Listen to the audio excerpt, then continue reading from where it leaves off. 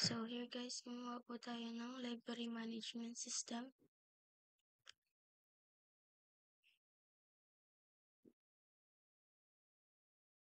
And let's try to add book po.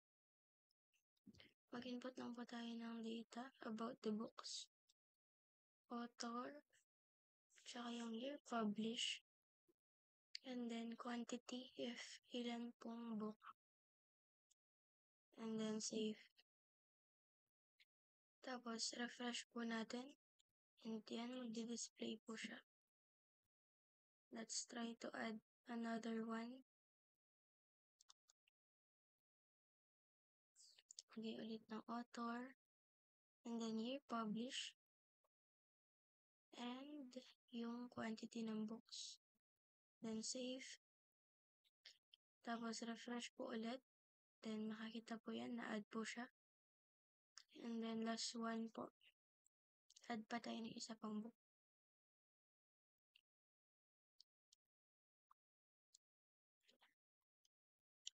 Same po sa nauna, yung year and quantity. Then let's try to save.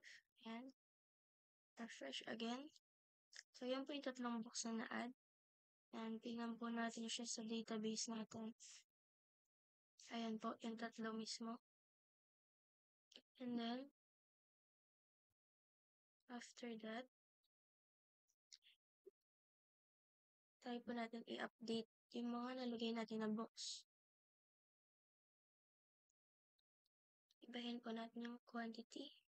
Let's see if mag-update po siya sa ating system and sa database.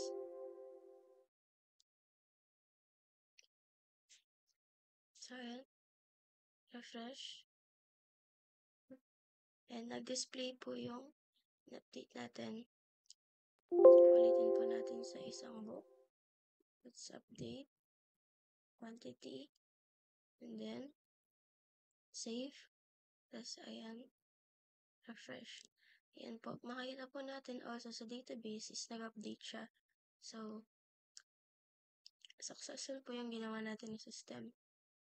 Try po natin yung mga ibang functionalities. Try natin mag-search.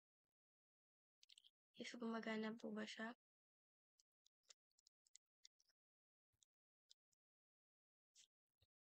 So, ayan. Gumagana po ng maayos yung ginawa po nating system. Nakakapag-search po tayo ng book. And also, nakapag-add. And then, nakakapag-delete din po tayo ng mga in-input natin.